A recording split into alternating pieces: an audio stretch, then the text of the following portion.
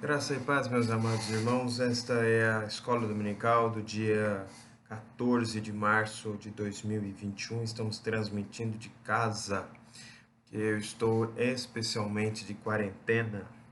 Na data de ontem, fiz um exame que testou positivo para Covid-19, de modo que eu estou afastado das atividades presenciais da igreja. A igreja, na verdade, já estava com suas atividades suspensas, estando apenas lá nós, a equipe de transmissão e também a equipe de louvor para transmitir o culto, e, e já não havia mais público, de modo que nós suspendemos aí a transmissão lá no templo e vamos transmitir daqui de casa mesmo, para evitar proximidade física e ainda continuar aí trabalhando com os irmãos. Então, rogando a Deus que tenha misericórdia de nós, que me abençoe, abençoe o meu lar, abençoe o seu lar e também contando com as suas orações em meu favor, para que a gente possa passar por esta fase da nossa vida com saúde, com vida, com paz, e com força e energia para trabalhar aí com os irmãos no estudo bíblico e na pregação, e como nós estamos fazendo também agora na escola dominical. Dito isto e contando mais uma vez com sua preciosa e importante colaboração, apenas tendo a paciência porque este vídeo está sendo gravado em razão de um compromisso que eu já tinha, e é difícil pensar no compromisso de uma pessoa que está testada positiva para a Covid, é que eu vou fazer um outro teste, se já não fiz nesse horário, né? Quando o vídeo for liberado, ou quando você estiver assistindo, para ver aí a evolução do meu quadro, se eu estou no início, se eu estou no fim, se eu estou no meio. Então vou fazer um outro teste que é mais específico para essa atividade. Pois muito bem. Dito isto, meus irmãos, nós vamos ler a palavra do Senhor em Lucas capítulo 16, versículo 19, mais uma parábola, a parábola do rico e o mendigo. Uma parábola sobre céu e inferno, mas não é apenas. Lembrando, naturalmente, que toda parábola,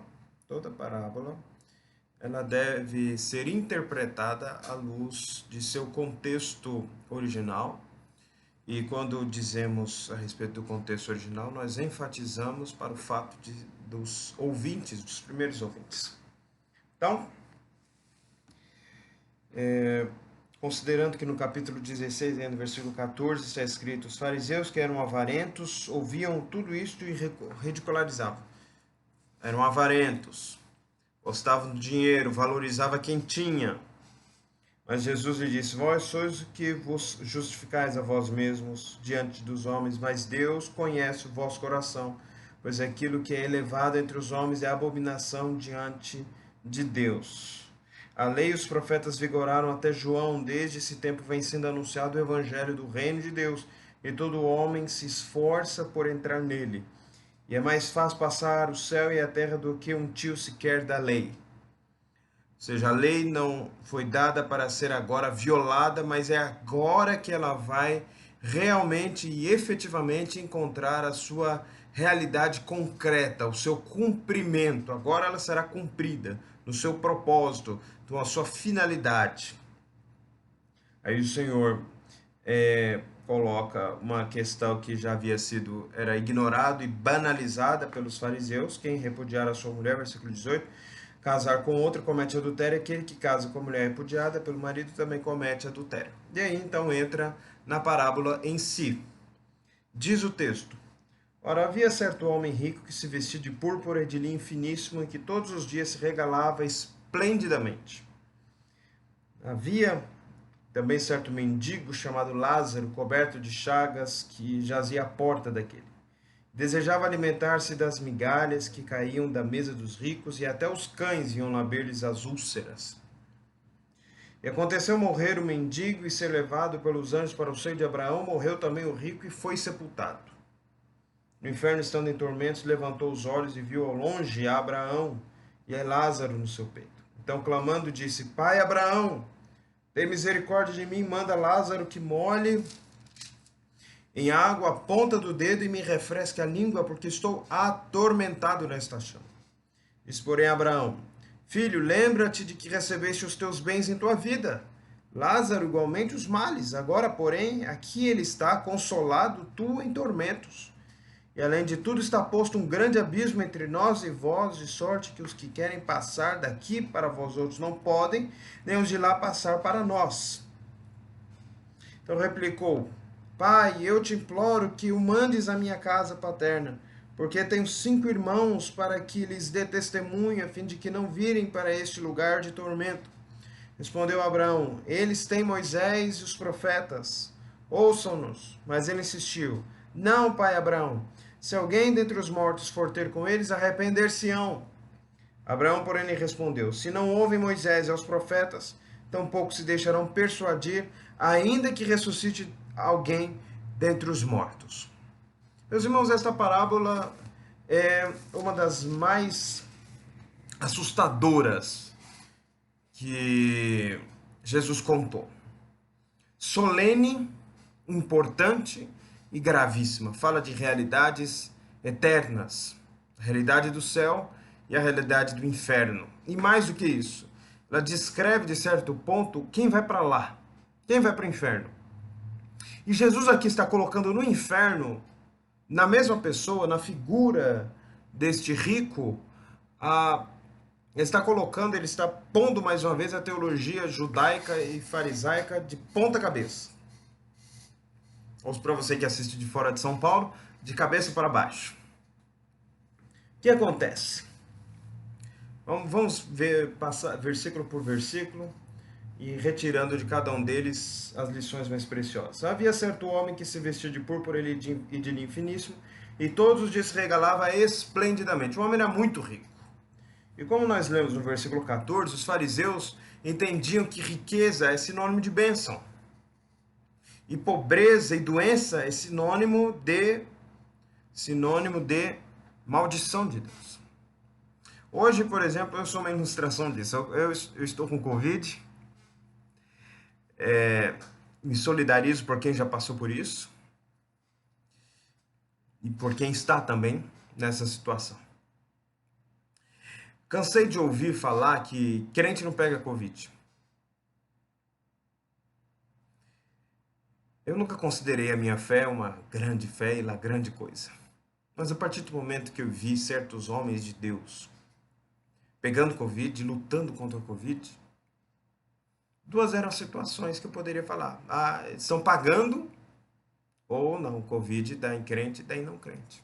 Só o fato de pessoas pensarem que crente não pega Covid significa que a teologia dos fariseus vigora até hoje. Se alguém está doente, é maldição, é pecado, é castigo. Fulano está com câncer, é castigo de Deus. Então a figura aqui de Lázaro era de um castigado de Deus. Jamais um homem rico, poderosíssimo como era o rico da passagem, poderia ser considerado como aquele que vai direto para o inferno. E o mais interessante é que quando ele está no inferno, ele não questiona. Ele não briga com Deus. Ele não reclama injustiça. Ele sabe que o inferno é o lugar dele. A parábola não entra em tantos detalhes teológicos para nós trabalharmos, mas uma coisa que a gente sabe é que o rico tem a consciência de que ele está no lugar correto. Ele sabe que o inferno é o lugar dele. E pasmem os senhores. Não é simplesmente a teologia de pensar que como é que um rico vai para o inferno e um pobre miserável que parece exatamente que está debaixo da mais firme maldição de Deus vai parar justamente no céu. E mais do que no céu, ele vai se sentar ao lado de Abraão. Quem é Abraão, meus irmãos? Abraão é o pai dos judeus. Nós somos filhos de Abraão, nunca fomos escravos. Aí Jesus fala, das pedras Deus pode suscitar filhos a Abraão. É quando chega lá no céu, o lugar de maior destaque que se pode imaginar que há no céu é o de Abraão. Quem está sentado lá perto dele? No inferno, versículo 23. Perdoe, ri, a história é grave. Mas é o fato de Jesus colocar as coisas nessa ótica, é justamente a graça. E a graça aqui num sentido superlativo. A graça de Deus. Para onde que aquele miserável, doente, cheio de chagas e úlceras, lambido por cachorros, abandonado pela sociedade, sequer diz o texto que ele foi sepultado, simplesmente diz o texto que ele morreu e a sua alma foi levada pelos anjos, uma pessoa que era lambida pelos cachorros enquanto em vida, fica aí a imaginação dos irmãos que deve ter acontecido com seu corpo após a morte. O rico, por outro lado, era um filho de Abraão. Ele chama Abraão por pai. Eu sou filho de Abraão. Temos Abraão como pai. Ele é um judeu. Nossa, pastor, essa é uma mensagem antissemita de Jesus? Não. Porque Abraão também é judeu e ele está lá no céu. Porque o Lázaro provavelmente também é judeu e ele está lá no céu. Se você pensasse no judeu como uma antítese da pessoa que vai para o céu, lembre-se que lá está Jesus. E ele é judeu. Filho de Abraão, segundo a carne. Então, não é antissemitismo. De maneira alguma. Pensar que o Novo Testamento seja antissemita ou que nós temos a licença para sermos antissemitas significa desconhecimento das Escrituras. Mas continuando, versículo 20. Também havia certo mendigo chamado Lázaro, coberto de chagas, que jazia à porta daquele. Ele estava jogado na porta do rico. Às vezes era uma propriedade rural, entre a porta da casa e a porta da entrada havia uma distância muito grande, ele estava lá, jogado.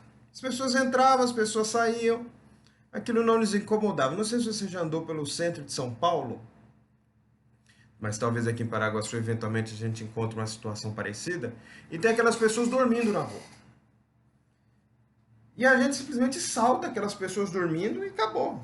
É uma pedra, é uma coisa, um colchão jogado, é uma lata de cerveja ou de refrigerante, é um vaso quebrado no chão, ou mesmo inteiro, que eu pulo, eu salto e continuo o meu caminho. E também faziam a mesma coisa aqui com o mendigo. Talvez não causasse maior surpresa, talvez houvesse outros mendigos. Mas estava lá à porta de uma pessoa que comia e bebia regaladamente, regalava esplendidamente, diz o texto, enquanto o outro desejava na porta do que comia com Fausto, com banquetes, desejava alimentar-se das migalhas que caíam da mesa do rico. Ele queria comer as migalhas, ele não queria sentar à mesa com o rico, ele só queria migalha, o resto que sobrasse. Esse era o seu propósito. Aconteceu, versículo 22, morrer o mendigo e ser levado pelos anjos para o seio de Abraão. Morreu também o rico e foi sepultado. Percebam que, embora caminhos distintos para o corpo dos falecidos, não implica exatamente num paralelismo do destino também de suas almas. Explico. O corpo do rico foi sepultado, provavelmente no cemitério com mármore, com uma estátua, isso em linguagem de hoje. Enquanto o Lázaro simplesmente começou a apodrecer na porta da propriedade o corpo começou a apodrecer na porta da propriedade do rico. Situação lastimável, triste, desesperadora só de ouvir. Avalie os senhores de ver. Mas o que acontece? Que a alma deles não segue em paralelo para o lugar da mesma maneira como eles foram sepultados. Aquele que foi jogado como indigente, a sua alma foi levada ao céu. Aquele que foi jogado, que viveu um Fausto toda a sua vida, foi levado ao inferno. E Fausto aqui eu estou dizendo de opulência, riqueza, não? E tem a história do Fausto, do Goethe, né, que fez um pacto com o diabo de oferecer a sua vida ao inferno, né? Aqui é mera coincidência a expressão. No inferno, estando em tormentos, levantou os olhos e viu longe a Abraão e a Lázaro no seu seio. Primeira grande verdade que tem nesse versículo é o seguinte: o inferno existe. Ele é uma realidade. E o inferno é um lugar de tormentos. No inferno há tormento, no inferno há dor, no inferno há não há arrependimento, mas há um remorso. Por que não há arrependimento? Os irmãos percebem que Lázaro, para o rico, não significava nada. E tanto é que ele, mesmo no inferno, o rico trata Lázaro como um garoto de recados. Tanto que no versículo 27 está escrito: então replicou: Pai, eu te imploro que o mandes, mande Lázaro. Mande Lázaro para falar na minha casa paterna para os meus irmãos, porque senão eles vão vir para o mesmo lugar que eu. O que os irmãos podem perceber aqui que é interessante é a distorção que Jesus faz a respeito da importância das pessoas. Perceba que nessa história existem três personagens: Abraão, Lázaro e o rico. O único que não tem nome é o rico. Não ter nome significa não ter importância. Sabe aquela pessoa que você não sabe o nome no seu trabalho? Não é uma pessoa importante. Uma pessoa que os demais não conhecem pelo nome não é uma pessoa importante no ambiente de trabalho. Talvez no ambiente de escola isso não seja verdade, sobretudo com os alunos, porque normalmente os professores memorizam o nome dos alunos que lhe causam maior trabalho. Mas no ambiente de escola, todo mundo sabe, no trabalho, perdão, o nome do doutor. Nome do diretor. Nome do secretário, talvez, se for um cargo importante, mas não saberá o nome da secretária se for um consultório médico. Saberá o nome do médico, mas não saberá o nome da secretária. Por que secretária de médico não tem nome? Não, porque o nome de secretária não é uma pessoa importante socialmente falando. Só o médico é importante socialmente falando.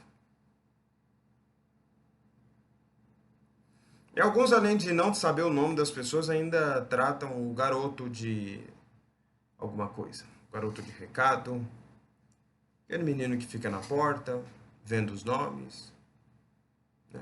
Guarda. É o guarda de trânsito. Não tem importância. Não está bem colocado socialmente. Isso vale até para o sobrenome, sobretudo para aquelas pessoas que são nascidas numa determinada cidade, às vezes como o próprio Paraguaçu Paulista, e não tem um sobrenome elegante ou importante para a cidade. Quando pergunto de que família você é, ou mesmo como acontecia lá em Avaré, como uma irmã me falou certa vez, quando fui pastor auxiliar na igreja de Avaré, ela dizia o seguinte, que as pessoas não apenas perguntavam de que família você é, mas até perguntavam de que gente você é. Isso é difícil até para um nacional entender, sobretudo para aquela irmã que era britânica e talvez ela olhasse, né, o que isso quer dizer. Na verdade, eu também não entenderia. Ela foi criada numa grande cidade, inclusive no Brasil. De que gente você é? De que família você é? O rico não tem nome. Só o Lázaro tem, porque só o Lázaro importa. O mendigo, que está cheio de chagas, lambido por cachorro, que sequer teve um sepultamento quando morreu, que desejava comer do que sobrasse da casa do rico, ele tem um nome. E ele, mais do que ter um nome, ele vai para o céu. E mais do que para o céu, quando lá está, ele senta num lugar de prestígio. Pensa numa pessoa, portanto, que estaria totalmente mal colocada na sociedade, teologicamente falando, inclusive, afinal de contas, se ele está sofrendo tanto, alguma coisa está devendo, porque ninguém sofre à toa. Enquanto o rico, se ele tem tudo isso, é porque ele mereceu. Porque ele é uma pessoa boa, porque ele trabalhou por isso. Perceba que aí eles morrem e a situação se inverte. A questão aqui não é o meio de salvação. A questão aqui é a realidade de que os fariseus precisam saber que eles estão contrariando a vontade de Deus. Mesmo sendo criteriosos conforme eles mesmos enxergassem, na observância da lei, isso é importante para nós também, irmãos. Nós podemos ser os fariseus dessa história. Mas a história continua e eu gostaria aqui de concluir com certas verdades que são importantíssimas. Essa história acontece antes da ressurreição de Lázaro. Essa parábola acontece. Lázaro agora não da história, mas o amigo dele. E o que é interessante é que qual que era a proposta do rico? Ressuscita Lázaro e os meus irmãos crerão em você. O que é interessante, meus irmãos, é que Jesus ressuscitou Lázaro. Mas os fariseus, que são os irmãos do rico, não creram nele. Mas o rico diz, não, porque se ressuscitar alguém dentre os mortos, eles vão se arrepender e eles vão crer. Pode deixar, confia em mim, pai Abraão, eu sei o que eu estou dizendo. Que pessoa não creria depois de ver a ressurreição de um morto? Pois então, Lázaro, o mesmo nome, ressuscita e eles não creem. Em certa ocasião, aqui também nos aponta interessante comentário de John MacArthur Jr., que é o seguinte: embora Jesus fizesse muitos milagres, os fariseus lhe pediam por um grande sinal. Um sinal. Sinal não é simplesmente multiplicar pão, multiplicar peixe, dar a vista aos cegos. Para nós seria o bastante. Aliás, a gente ficaria deslumbrado, né? Chegasse lá e Jesus acalmasse a tempestade, a gente ia fazer igual Pedro, Tiago, João, e olhar e uau! Ele fez a tempestade parar. Você já viu o poder do mar? Você já viu o poder da água? E aí Jesus fala, acalma-te, emudece-te. Seria um grande sinal. Eles não viram, mas os discípulos viram. Porém, os fariseus gostariam de ver um sinal, não milagres corriqueiros. Eles banalizaram o milagre, eles tornaram corriqueiro o milagre. Vê se é possível. E não creram. Eles, vocês vão ter um milagre. Qual vai ser o milagre? A ressurreição de um morto. Que morto? Eu, diz Jesus. Vai ressuscitar um morto. Mas o que Jesus disse nessa parábola? Que a ressurreição, mesmo a ressurreição de um morto. E no caso são dois. Jesus ressuscita Lázaro e Jesus ressuscita a si mesmo. São dois mortos ressuscitados. Eles mesmo assim não crerão. Sabe por quê? Porque a fé não vem por ver milagres. A fé vem por ouvir a palavra. Há aqui dois públicos que precisam atentar para essa história. O público do fariseu, que quer um milagre para quê? Ele fala, não adianta. E aquele público, que é dos crentes, pode até pensar, mas como é fraco simplesmente ficar pregando. Ninguém quer ouvir. A gente precisa de um grande show, a gente precisa ter aqui de grandes eventos para que as pessoas possam ver alguma coisa, teatro, dança, música, sei lá, alguma coisa poderosa, forte, miraculosa.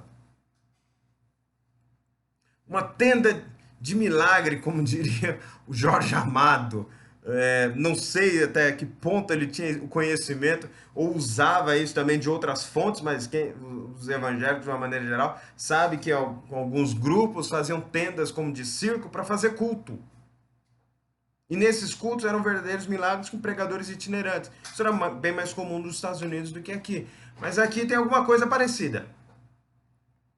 Uma tenda dos milagres. Vamos armar aqui um grande evento, vai fazer uma coisa maravilhosa, vai atrair muita gente vai se converter. E não converte. Não de verdade. Por quê? Porque a fé vem pelo ouvir a palavra de Deus.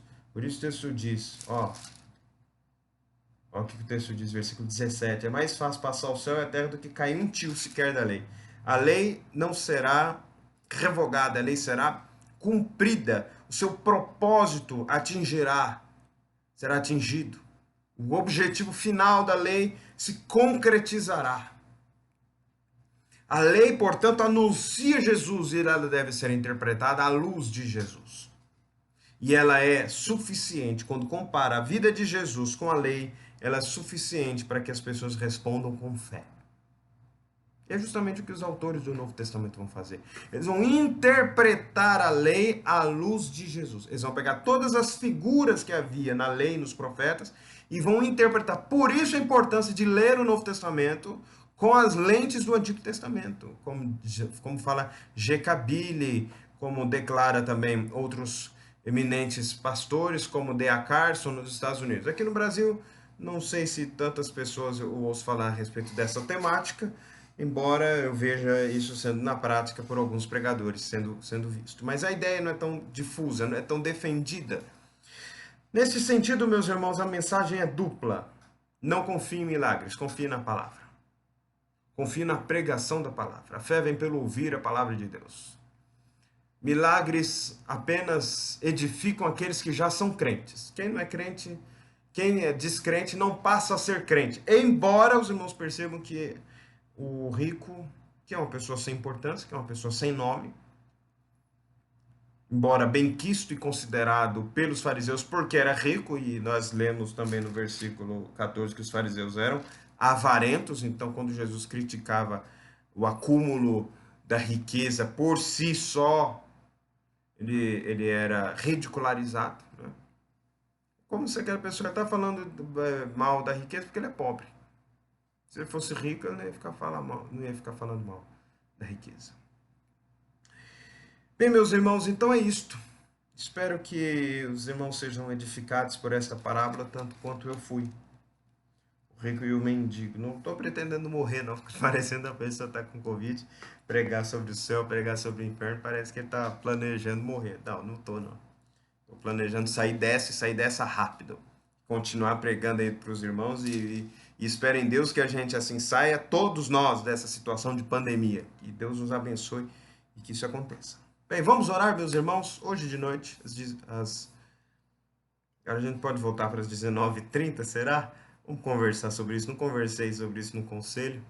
Vou conversar com os irmãos depois, aí a gente anuncia. A princípio permanece tudo como está. 18 horas.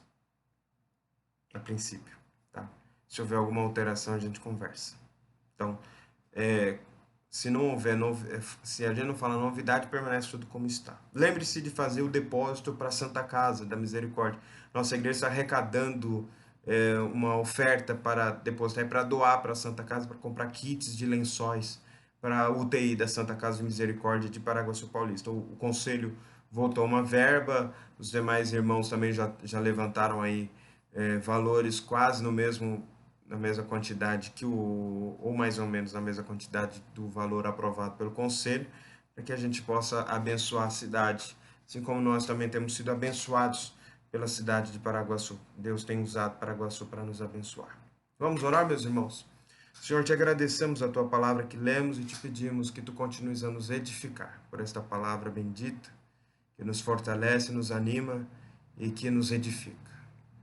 É a nossa oração, Deus, que tu continues a abençoar teu povo, livra-nos das enfermidades, da Covid-19 e das outras enfermidades.